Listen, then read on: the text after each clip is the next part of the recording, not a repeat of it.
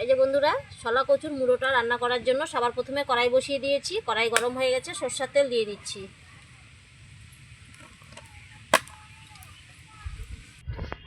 এই যে বন্ধুরা, তেল গরম হয়ে গেছে। দেখুন আমি লবণ দিয়ে মেখে রেখেছি, কি সুন্দর নরম হয়ে গেছে শলা কচুটা। জলটাও কতটা বেরিয়েছে। এইবার আমি দিয়ে দেবো তেলের মধ্যে।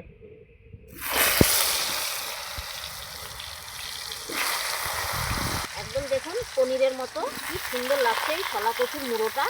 দেখুন সুন্দর করে লাল লাল করে ভেজে নেব।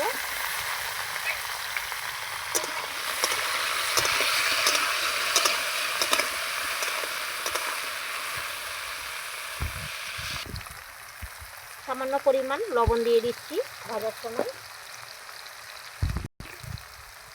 একটু হলুদ গুঁড়ো দিয়ে দিচ্ছি। একদম লাল করে ভেজে নেব, একদম সুন্দর পনিরের মতো। দেখুন মনে হচ্ছে একদম পনির ভাজছি। এই তরকারিটা খেতে কিন্তু ভীষণ ভালো লাগে বন্ধুরা। এর আগে আমি রান্না করে কিন্তু ছোটো মাছ দিয়ে দিয়েছিলাম, আর আজকেও করবো। এটাও দেখুন আমি কী করে বানিয়ে নিচ্ছি।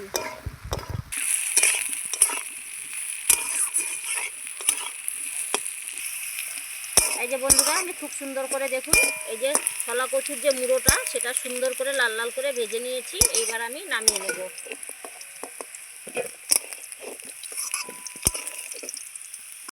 এই দেখুন শলা কচুটা কত সুন্দর করে আমি ছাকা তেলে ভেজে নিলাম। কি সুন্দর হয়েছে, নরম তুলতুলে হয়ে গেছে। এইবার আমি আলুটা ভেজে নেব ওই তেলেই। দেখুন কেটে ধুয়ে রাখা আলুগুলো দিয়ে দেবো।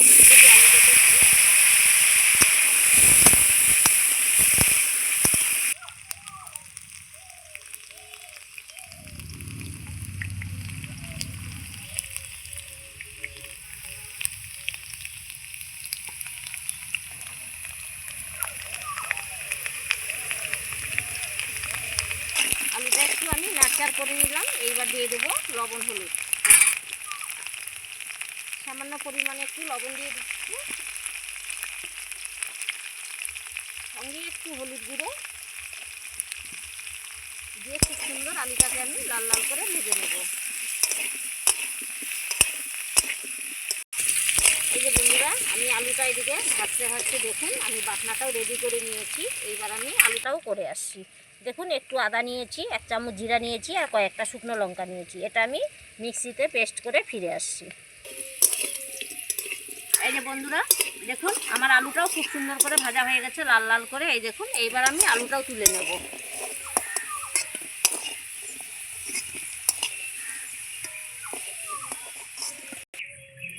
ওই তেলেই ফোড়নে দিয়ে দিচ্ছি আমি 2টো তেজপাতা, 1টা শুকনো লঙ্কা, সামান্য পরিমাণ একটু জিরে। দেখুন আমি ফোড়নটা খুব সুন্দর করে ভেজে নিচ্ছি। এইবার দিব একটা ছোট সাইজের পেঁয়াজ কুচাই রেখেছি, পেঁয়াজটা।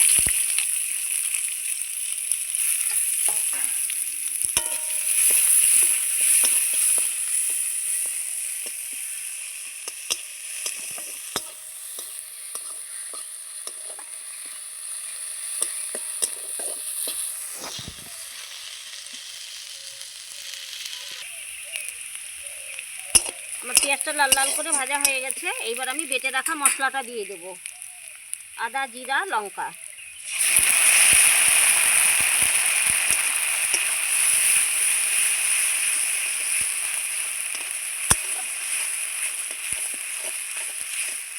আমি একটু লবণ দিয়ে দিচ্ছি,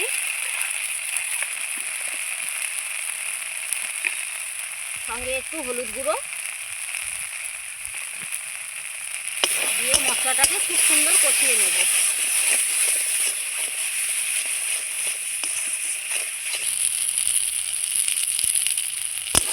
দেখুন আমার মশলা কষাতে কষাতে কত সুন্দর তেল ছেড়ে দিয়েছে। খুব সুন্দর মশলাটা ভাজা হয়ে গেছে। এবার মশলার বাটিটা দিয়ে একটু সামান্য পরিমাণ জল দিয়ে দেবো।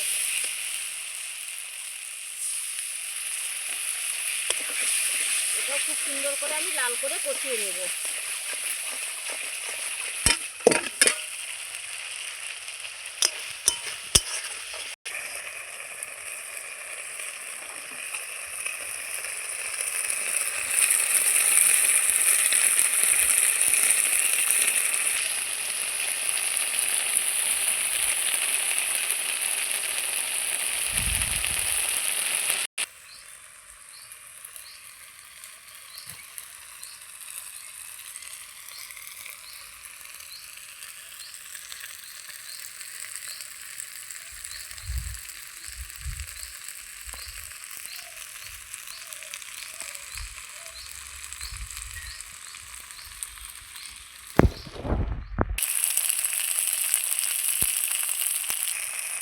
বন্ধুরা মশলাটা কষানো খুব সুন্দর হয়ে গেছে, দেখুন কত সুন্দর করে তেল ছাড়ছে।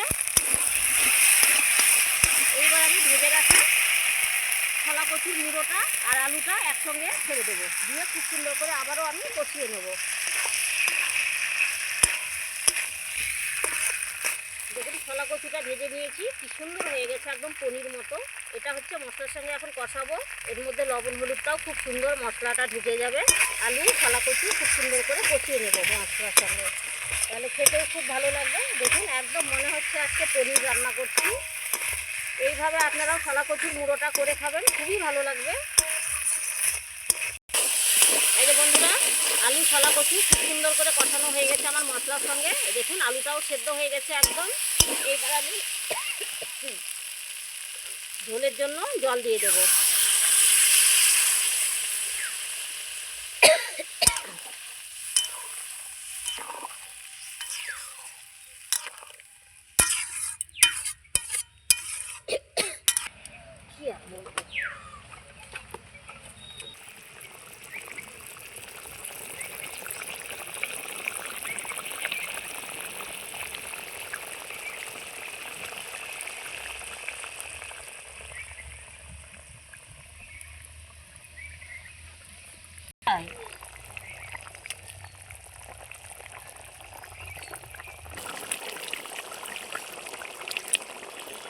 এই যে বন্ধুরা আমার ছোলা কচু আর আলু খুব সুন্দর করে তরকারি হয়ে গেছে, দেখুন একদম গা মাখা সেই সুন্দর হয়েছে, একদম পনিরের মতো। দেখুন এইবার আমি নামানোর আগে একটু গুঁড়ো গরম মশলা দিয়ে নামিয়ে নেব।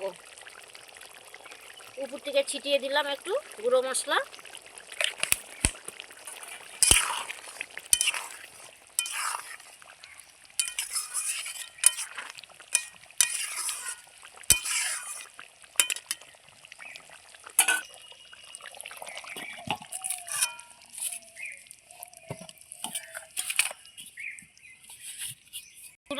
একটা বাটির মধ্যে আমি তুলে নিচ্ছি। দেখুন কত সুন্দর হয়েছে আমার ছোলা কচু আলু দিয়ে এই রান্নাটা, একদম পনির তরকারির মতো। আর খেতেও কিন্তু খুব ভালো লাগে, এটা ভীষণ ভালো লাগে। এই যে বন্ধুরা দেখুন আমার আলু আর ছোলা কচু মুড়ো দিয়ে তরকারিটা করেছি। কীরকম হয়েছে বন্ধুরা অবশ্যই আপনারা কমেন্টে জানিয়ে দেবেন। আমার রান্নাটা যদি ভালো লেগে থাকে আপনাদের অবশ্যই সাবস্ক্রাইব করবেন সঙ্গীতা রীতা কিচেনে, লাইক করবেন, শেয়ার করবেন, কমেন্ট করবেন বেশি করে। ফেসবুকে যদি দেখে থাকেন অবশ্যই ফলো করবেন। ধন্যবাদ।